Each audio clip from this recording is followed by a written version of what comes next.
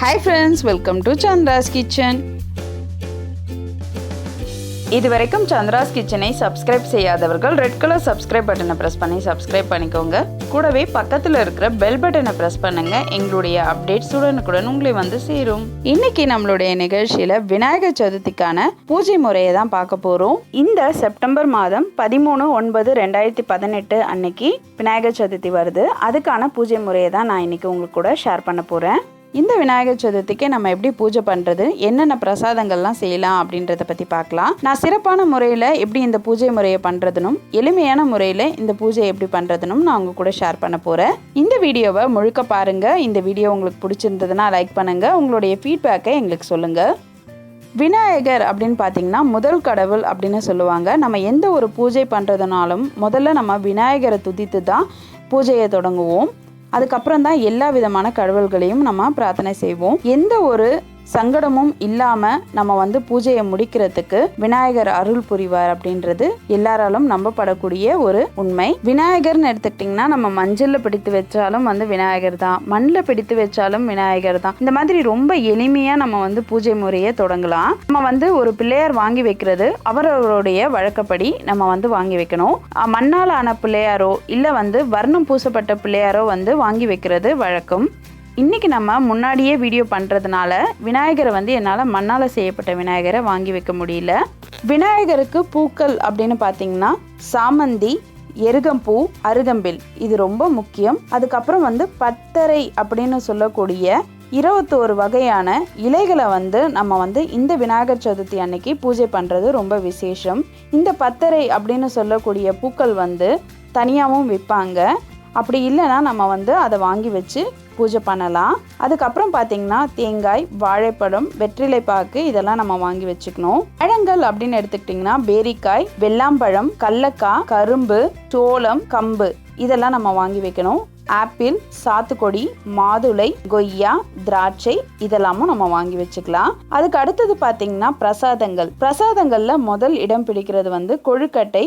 அதுக்கப்புறம் வந்து பார்த்தீங்கன்னா மேதகம், அப்பம், புளியோதரை, சர்க்கரை பொங்கல், வெண்பொங்கல், சுண்டல், பாயசம் இதெல்லாம் வந்து ரொம்ப பிடித்தமான உணவாக வந்து விநாயகருக்கு சொல்லப்படக்கூடியது. நான் வந்து உங்களுக்காக சில ரெசிபீஸும் இது கூடவே நான் ஷேர் பண்ணியிருக்கேன். ஒரு சில ரெசிபீஸ் வந்து நான் ஏற்கனவே போஸ்ட் பண்ணதுனால அதோடைய லிங்க்கை வந்து நான் டிஸ்கிரிப்ஷன் பாக்ஸ்லேயும் கொடுத்துருக்கேன். அடுத்தது வந்து முக்கியமாக பார்த்தீங்கன்னா விநாயகருக்கு அவல்கடலை, பொரி இதெல்லாம் வந்து வைக்க வேண்டியது ரொம்ப விசேஷம். அடுத்தது பார்த்திங்கன்னா எப்படி எளிமையான முறையில் நம்ம விநாயகருக்கு பிரசாதங்கள் வந்து செய்யலாம் அப்படின்றத நான் சொல்கிறேன்.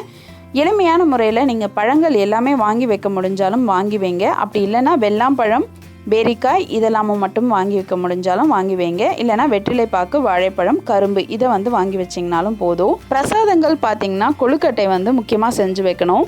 அதுக்கு அடுத்தது வந்து பார்த்திங்கன்னா புளியோதரை செஞ்சு வைக்கலாம், சக்கரை பொங்கல் செஞ்சு வைக்கலாம். என்னால் வந்து இதெல்லாம் செய்ய முடியாது அப்படின்னா நீங்கள் வந்து பொரிக்கடலை கூட, சுண்டல், அதுக்கப்புறம் கொழுக்கட்டை வச்சு கூட நீங்கள் பூஜை பண்ணலாம். பாயசம் செய்து வைத்து பூஜை பண்ணோன்னாலும் பண்ணலாம். நம்ம வந்து மண்ணால் செய்யப்பட்ட பிள்ளையார் வாங்கி பூஜை முடிச்சுட்டு 3 நாள் அல்லது 5 நாள் கழித்து நம்ம வந்து அதை தண்ணியில் கரைச்சிடுவோம். இந்த வாட்டி பார்த்திங்கன்னா வியாழக்கிழமை நம்ம பூஜை பண்ணோம்னா வெள்ளி, சனிக்கிழமை வந்து 3ஆவது நாள் வருது. நம்ம வந்து சனிக்கிழமை அதை வந்து கடல்லையோ இல்லை வந்து குளத்துலையோ கிணத்துலையோ ஆற்றுலையோ நம்ம வந்து அதை கரைச்சிடுவோம். இது வந்து விநாயகர் சதுர்த்தியோட மரபு. ஒரு சிலர் பார்த்திங்கன்னா விநாயகரை வந்து எடுத்து வச்சு அடுத்த வருஷம் கொண்டு வந்து சேர்ப்பாங்க. ஆனால் நாங்கள் வந்து அந்த 3 நாள் இல்லை 5 நாள் வந்து நாள் பார்த்து வச்சுருந்து அதுக்கப்புறம் நாங்கள் எடுத்துகிட்டு போய் அதை கரைச்சிடுவோம். அது வந்து அவங்கவுங்களுடைய பழக்கப்படி நீங்கள் செஞ்சுக்கோங்க. இப்போ நம்ம பிரசாதங்களில் முதல்ல வந்து கோவில் புளியோதரை எப்படி செய்கிறதுன்னு பார்க்கலாம். இந்த கோவில் புளியோதரை செய்கிறதுக்கு தேவையான பொருட்கள் எல்லாமே நான் வந்து ஒவ்வொன்றா உங்களுக்கு சொல்கிறேன். இதே மாதிரி நீங்கள் செஞ்சிங்கன்னா கண்டிப்பாக கோவிலில் நீங்கள் சாப்பிட்ற புளியோதரை டேஸ்ட் அப்படியே வருங்க. இப்போ நம்ம முதல்ல ஒரு கடாய் வச்சுட்டு 1 ஸ்பூன் கடுகை வந்து இதோட சேர்த்துக்கோங்க. 1 ஸ்பூன் வெந்தயம் சேர்த்துக்கோங்க. 1 ஸ்பூன் உளுத்தம்பருப்பு சேர்த்துக்கலாம். 1 ஸ்பூன் கடலைப்பருப்பு சேர்த்துக்கலாம். அடுத்தது 1 ஸ்பூன் மிளகு சேர்த்துக்கோங்க. 2 ஸ்பூன் தனியா சேர்த்துக்கலாம். இப்போ இது எல்லாத்தையுமே நல்லா செவுக்க வறுத்துக்கோங்க. இது வந்து நீங்கள் எண்ணெய்லாம் ஊற்ற வேணாம், நார்மலாகவே இதை வறுத்துக்கோங்க. நான் வந்து இது நல்லா வறுபட்டுருச்சு. இப்போ வந்து 11 காஞ்ச மிளகா சேர்த்துருக்கேன். உங்களுடைய காரத்துக்கு ஏற்ற மாதிரி நீங்கள் குறைச்சிக்கலாம். நான் வந்து கரெக்டான காரம் இருக்கிற மாதிரி சேர்த்துருக்கிறதுனால இதில் நான் 11 காஞ்ச மிளகா சேர்த்துருக்கேன். இப்போ இதை எல்லாத்தையும் நல்லா செவுக்க வறுத்துருங்க. இது ஆறுனதும் நம்ம வந்து மிக்சியில் போட்டு பொடி பண்ணி எடுத்து வச்சுக்க வேண்டியது தான். இந்த பொடியை நீங்கள் வந்து தனியாக ஃப்ரிட்ஜில் வைக்காமல் வெளியில் வச்சிங்கன்னா கூட 15 நாள் வரைக்கும் நல்லாயிருக்கும். நீங்கள் ஃப்ரிட்ஜில் வச்சிங்கன்னா 1 மாதத்துக்கு மேலே கூட நீங்கள் இதை ஸ்டோர் பண்ணி எடுத்து வச்சுக்கலாம். இப்போ நம்ம ஒரு கடாயில் 100 கிராம் நல்லெண்ணெய் சேர்த்துக்கோங்க. 1 ஸ்பூன் கடுகு சேர்த்துக்கோங்க. இது வந்து பொரிஞ்சதும் 1 ஸ்பூன் உளுத்தம்பருப்பு சேர்த்துக்கோங்க.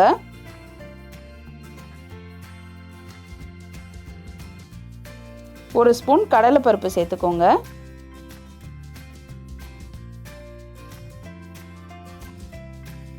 அடுத்ததாக 2 ஸ்பூன் வேர்க்கடலை பருப்பு சேர்த்துக்கோங்க. இப்போ இது எல்லாத்தையுமே நல்லா செவுக்க வறுத்துருங்க.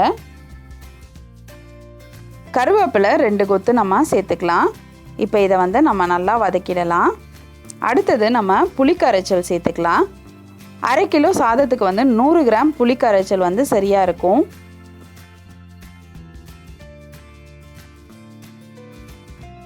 ஒரு ஸ்பூன் மஞ்சள் தூள் சேர்த்துக்கலாம். அடுத்தது நான் ஏற்கனவே புளிக்கரைச்சலில் உப்பு சேர்த்துருக்கேன். அதனால் வந்து இப்போ நான் பெருங்காயத்தூள் 1 ஸ்பூன் சேர்த்துருக்கேன். இப்போ இதை எல்லாத்தையும் சேர்த்து நல்லா கலந்துருங்க.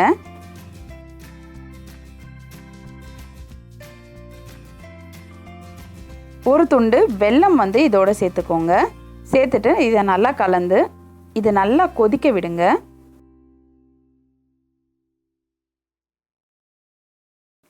புளியோட பச்சை வாசனை போயிட்டு இது நல்லா கொதித்து எண்ணெய் எல்லாமே மேலே நல்லா வர அளவுக்கு இதை நம்ம கொதிக்க விடணும்.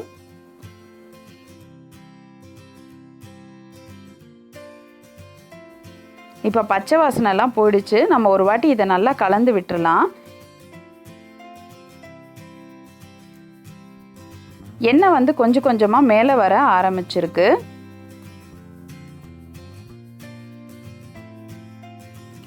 இப்போ பார்த்தீங்கன்னா உங்களுக்கு கண்ணாடி மாதிரி நல்லா எண்ணெய் வந்து மேலே வந்திருக்கும். இப்போ இதை நல்லா கலந்து விட்டுருங்க. இன்னும் கூட இது வந்து கொஞ்சம் எண்ணெய் மேலே வரும். அதனால் இது முழுக்க நம்ம வந்து நல்லா கலந்து விட்டுடலாம். இப்போ நம்ம புளியோதரைக்காக பொடி பண்ணி வச்சுருக்கிற பொடியை வந்து இதோடு சேர்த்துக்கலாம். முன்னாடியே சேர்க்கக்கூடாதுங்க, கடைசியாக தான் சேர்க்கணும். சேர்த்துட்டு இதை நல்லா கலந்துட்டு நம்ம ஸ்டவ்வை உடனே ஆஃப் பண்ணிடணும்.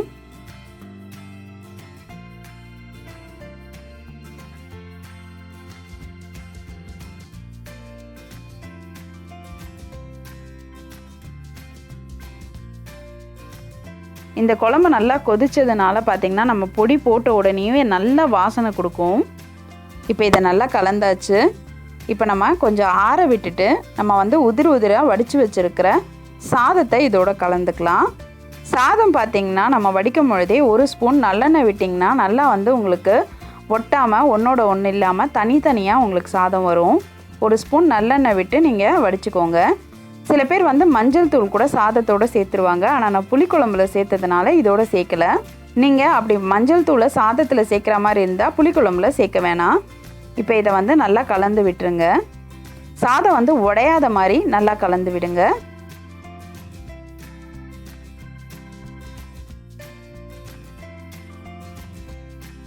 இப்போ நம்ம புளியோதரையை வந்து நல்லா கலந்து விட்டாச்சு.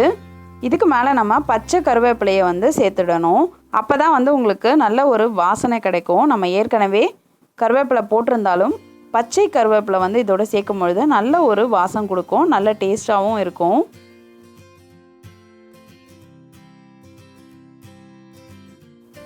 இப்போ நம்மளுடைய கோவில் புளியோதரை ரெடி ஆயிடுச்சு.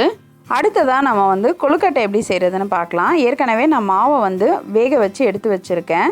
இப்போ நம்ம கொழுக்கட்டையை வந்து எப்படி பண்ணுறதுன்னு பார்க்கலாம். ஒரு பாத்திரத்தில் நான் 2 டம்ளர் தண்ணி வச்சுருக்கேன். இப்போ இந்த தண்ணி கொஞ்சம் சூடானதும் நான் வந்து தேவையான அளவு உப்பு சேர்த்துக்கிறேன். உப்பு சேர்த்தாச்சு. இப்போ இதை நல்லா கொஞ்சம் கொதிக்கட்டும். இது கூட நான் வந்து 1/4 கப் பால் வந்து சேர்த்துருக்கேன். பால் சேர்த்தோம்னா நம்மளுடைய கொழுக்கட்டை வந்து நல்ல வெள்ளையாகவும் இருக்கும், மேல் மாவு நல்ல ஒரு டேஸ்ட்டும் கொடுக்கும். அதனால் நான் வந்து ஒரு 1/4 கப் பால் சேர்த்துருக்கேன். இப்போ வந்து இது நல்லா கொதிச்சிடுச்சு. நான் ஸ்டவ் ஆஃப் பண்ணிவிட்டு மாவை வந்து இதோட சேர்த்துருக்கேன். இப்போ கொழுக்கட்டை மாவை நல்லா வந்து கலந்துருங்க.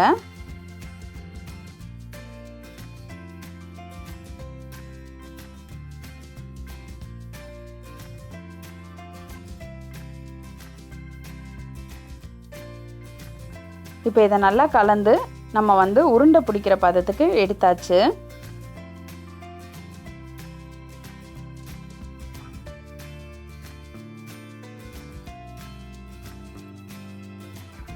இப்போ அடுத்ததான் நம்ம கொழுக்கட்டைக்கு பூரணம் செஞ்சிடலாம். பூரணத்துக்காக நான் வந்து வெள்ளை கரைச்சலை வந்து வச்சுருக்கேன். ஏற்கனவே நான் வந்து வெல்லம் கரைச்சி வச்சுருக்கிறதுனால இது கொதிச்சதும் நம்ம வந்து பூரணத்தை ரெடி பண்ணிடலாம். நான் 2 விதமான பூரணம் செய்ய போகிறேன். ஒன்று வந்து விநாயகர் சதுர்த்திக்கு எல்லோரும் கண்டிப்பாக செய்ய வேண்டிய எள்ளு போட்ட கொழுக்கட்டை, அடுத்தது இன்னொன்று வந்து தேங்காய் வச்ச கொழுக்கட்டை. இப்போ இந்த 2 கொழுக்கட்டையில் வந்து நான் முதல்ல தேங்காய் வந்து சேர்த்துக்கிறேன். சேர்த்துட்டு இதை நல்லா கலந்துடுறேன். நான் ஏன் வந்து வெல்லத்தோடு சேர்த்து கலருன்னா உங்களுக்கு வந்து உருண்டை பிடிக்கும் போது தனித்தனியாக போகாமல் உங்களுக்கு வந்து நல்லா இருக்கும், வெளியிலையும் வராது. அதனால் வந்து இது ஒரு வாட்டி நம்ம நல்லா கலந்து விட்டுட்டு எடுத்துடலாம். இப்போ நம்மளுடைய தேங்காய் பூரணம் ரெடி ஆகிடுச்சு. இதுக்கு வந்து நான் ஏலக்காய் சேர்த்துருக்கேன். நீங்கள் இந்த தேங்காவோட ஒரு ஸ்பூன் நெய் சேர்த்திங்கனாலும் இன்னும் நல்லா வாசமாக இருக்கும். அடுத்ததாக எள்ளு பூரணத்துக்கு வந்து நான் வந்து வெல்லம் கொதிக்க வச்சுருக்கேன். இப்போ வெல்லம் வந்து நல்லா கொதிச்சிடுச்சு. நான் கொஞ்சம் ஏலக்காய் தூள் சேர்த்துருக்கேன். அடுத்ததாக இப்போ இதை நல்லா கொதித்து வரும் பொழுது நம்ம எள்ளு பொடி பண்ணி வச்சுருக்கிறத இதோட சேர்த்துக்கலாம். நான் வந்து எள்ளை வந்து வறுத்து அதுக்கப்புறமா பொடி பண்ணியிருக்கேன். இப்போ இதை நல்லா சேர்த்து நல்லா கலந்துடலாம்.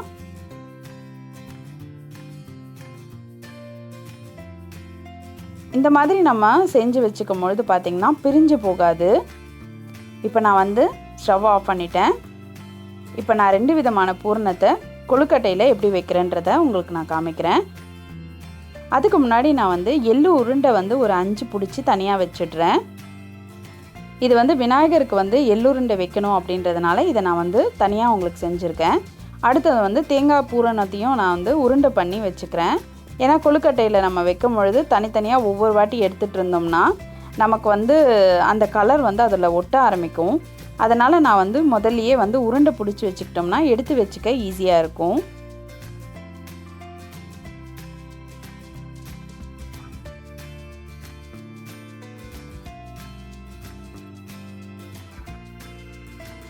இப்போ நம்ம கொஞ்சம் மாவு எடுத்து இதை ஒரு கிண்ணம் போல் நல்லா தட்டிக்கலாம். அடுத்தது நம்ம வச்சுருக்கிற எள்ளு உருண்டையை நான் வந்து சோமாசு மாதிரி இந்த கொழுக்கட்டையை பிடிச்சிருக்கேன்.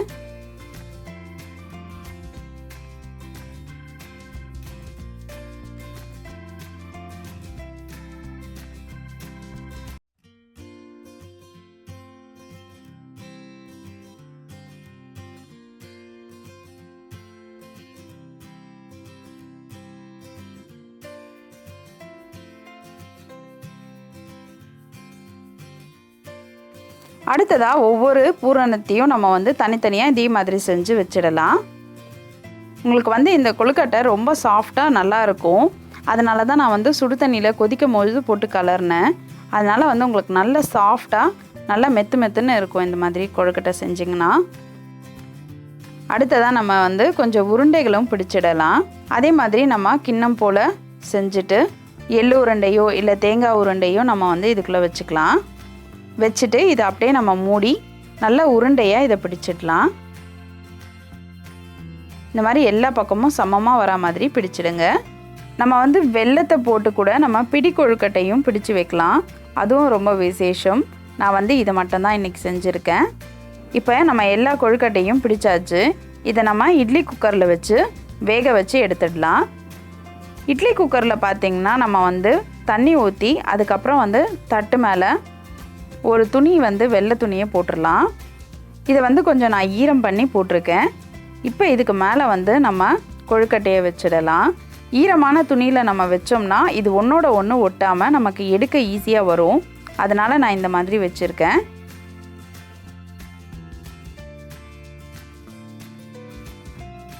எல்லா கொழுக்கட்டையும் இந்த மாதிரி வச்சுட்டு இந்த துணியை வந்து நல்லா மூடிடுங்க ஃபுல்லாக. இது வந்து ஒரு 10லேருந்து 15 நிமிஷம் நல்லா வந்து வேகட்டும். இப்போ நம்ம மூடி வேக வச்சிடலாம். அடுத்ததாக வந்து நான் சுண்டல் தாளிச்சிக்கிறேன். இதுக்கு வந்து நான் 2 ஸ்பூன் எண்ணெய் விட்டுருக்கேன். கடுகு உளுந்து சேர்த்துக்கிறேன். கடுகுளுந்து இப்போ பொரிஞ்சிடுச்சு. நான் பச்சை மிளகா சேர்த்துக்கிறேன். வரமிளகா வேணும்னாலும் நீங்கள் வரமிளகா சேர்த்துக்கலாம், அதாவது காஞ்ச மிளகா சேர்த்துக்கலாம். தேவையான அளவு கொஞ்சம் கருவேப்பிலை சேர்த்துட்டு இதை நல்லா வந்து வறுத்துருங்க. இப்போ நான் வந்து கொஞ்சம் உப்பு சேர்த்துருக்கேன். ஏற்கனவே நான் சுண்டலில் உப்பு சேர்த்துருக்கேன், அதனால் கொஞ்சமாக இங்கே சேர்த்துருக்கேன். தேங்காய் பார்த்திங்கன்னா நான் துருகி வச்சுருக்கிறத ஒரு 3 ஸ்பூன் சேர்த்துருக்கேன். பெருங்காயத்தூள் 1/4 ஸ்பூன் சேர்த்துட்டு இதை நல்லா வந்து கலந்து விட்டுருங்க. இப்போ தேங்காய் வந்து நல்லா வாசனை வர அளவுக்கு வறுத்தாச்சு. அடுத்ததாக நம்ம வேக வச்சு எடுத்து வச்சுருக்கிற கொண்டக்கடலையே இதோடு சேர்த்துடலாம். உங்களுக்கு ஸ்பைசினஸ் வேணும் அப்படின்னா நீங்கள் வந்து மிளகாய் தூள் கூட கொஞ்சம் இதுக்கு மேலே தூவிடலாம், நல்லா டேஸ்ட்டாக இருக்கும். நான் வந்து சாமிக்கு செய்கிறதுனால நான் அந்த மாதிரி எதுவும் செய்யலை. இப்போ நம்மளுடைய சுண்டல் ரெடி ஆயிடுச்சு. அடுத்ததாக நம்ம சக்கரை பொங்கல் செஞ்சிடலாம். இந்த சக்கரை பொங்கல் நான் ஏற்கனவே எப்படி செய்கிறதுன்னு சொல்லிட்டு உங்களுக்கு வீடியோ போட்டிருக்கேன். அதோடைய லிங்க்கையும் நான் வந்து உங்களுக்கு டிஸ்கிரிப்ஷன் பாக்ஸில் கொடுக்குறேன், அதையும் செக் பண்ணிக்கோங்க.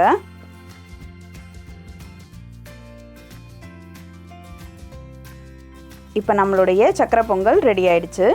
அடுத்ததாக நான் கொஞ்சம் சுகியம் செஞ்சுக்கிறேன். சுகியத்துக்கு வந்து மைதா மாவு போடுவாங்க, நான் வந்து கோதுமை மாவில் செய்கிறேன். அதே மாதிரி பருப்பு வைக்காமல் நான் தேங்காய் பூரணத்தை வச்சு இதில் நான் செய்ய போகிறேன். கொஞ்சம் உப்பு சேர்த்து இப்போ நம்ம நல்லா கலந்தாச்சு.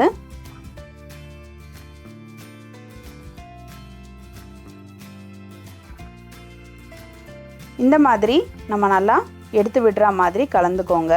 நம்ம ஏற்கனவே கொழுக்கட்டைக்கு தேங்காய் பூரணம் செஞ்சுருந்தோம் இல்லையா, அதில் கொஞ்சம் மிச்சம் இருக்குது. அதை வந்து நம்ம அப்படியே சுகியமாக செஞ்சிடலாம். கடாய் வச்சு சுகியம் பொரிக்கிறதுக்கு தேவையான அளவு எண்ணெய் விட்டுக்கலாம்.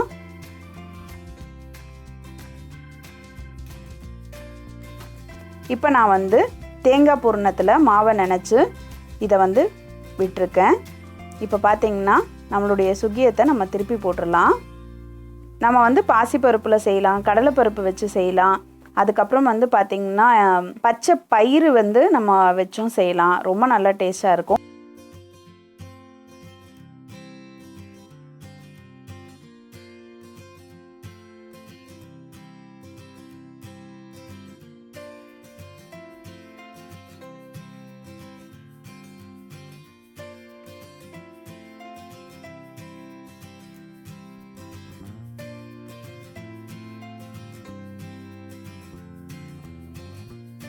இப்போ நம்மளுடைய விநாயகர் சதுர்த்தி பிரசாதங்கள் எல்லாமே ரெடி ஆயிடுச்சு.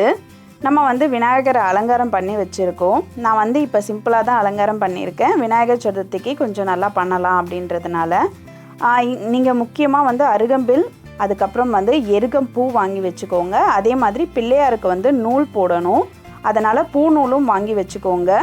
அதுக்கப்புறம் உங்களால் முடிஞ்சது காசு வந்து நீங்கள் பிள்ளையாரோட வயிற்றில் வைக்கிறதுக்காக வைப்பாங்க. சில பேரோட பழக்கம் பார்த்திங்கன்னா தங்க காசு இருந்தாலும் வைப்பாங்க, அதாவது கால் சவரம் இந்த மாதிரி பொருட்களை கூட வந்து பிள்ளையார் வயிற்றில் வச்சு வைப்பாங்க. இது வந்து நம்மளுடைய செல்வத்தை அதிகரிக்கும் அப்படின்னு சொல்லுவாங்க. இன்றைக்கி நம்ம பூஜை முடிக்கிற வரைக்கும் விரதம் இருக்கிறது ரொம்ப சிறப்பு. விநாயகர் சதுர்த்தி பூஜையை வந்து நம்ம காலையிலே பண்ணிடலாம். பூஜை பண்ணும் பொழுது வந்து விநாயகர் அகவல் படிக்கிறது ரொம்ப விசேஷம். விநாயகர் அகவல் வந்து கடைகளில் கிடைக்குது, அதையும் நீங்கள் வாங்கி வச்சுக்கோங்க. இல்லைன்னா நெட்டில் டவுன்லோட் பண்ணி கூட நீங்கள் அதை பாட்டாக ஒலிக்க விடலாம். இப்போ நம்ம பிரசாதங்கள்னு பார்த்திங்கன்னா பழங்கள்லாம் நான் வச்சுருக்கேன். இப்போ என் கையில் இருக்கிற பழங்கள் மட்டும் வச்சுருக்கேன். வெள்ளம், பேரிக்காய் இதெல்லாம் நான் வந்து விநாயகர் சதுர்த்திக்கு வைப்பேன். இந்த விநாயகர் சதுர்த்தி பிரசாதங்களில் பார்த்திங்கன்னா எள்ளுருண்டை, அப்பம், கோவில் புளியோதரை, சுகியம், கொழுக்கட்டை, வடை, வெண்பொங்கல், சர்க்கரை பொங்கல், சுண்டல், பழங்கள்லாம் வச்சுருக்கேன். நம்ம வந்து வெண்பொங்கல், அதுக்கப்புறம் செமியா பாயாசம், வடை இதெல்லாம் வந்து ஏற்கனவே செஞ்சுருந்தோம். அதோடைய லிங்க்கை நான் வந்து டிஸ்கிரிப்ஷன் பாக்ஸில் கொடுக்குறேன், அதையும் நீங்கள் செக் பண்ணிக்கோங்க. இந்த வீடியோ உங்களுக்கு பிடிச்சிருந்ததுன்னா லைக் பண்ணுங்கள், மறக்காமல் உங்கள் ஃப்ரெண்ட்ஸோட ஷேர் பண்ணுங்கள். மேலும் இது போன்ற சுவாரஸ்யமான தகவல்களை அறிந்து கொள்ள சந்திராஸ் கிச்சனை சப்ஸ்கிரைப் செய்யுங்கள். உங்களுடைய கமெண்ட் பாக்ஸில் போடுங்க, லைக் அண்ட் ஷேர் பண்ணுங்கள்.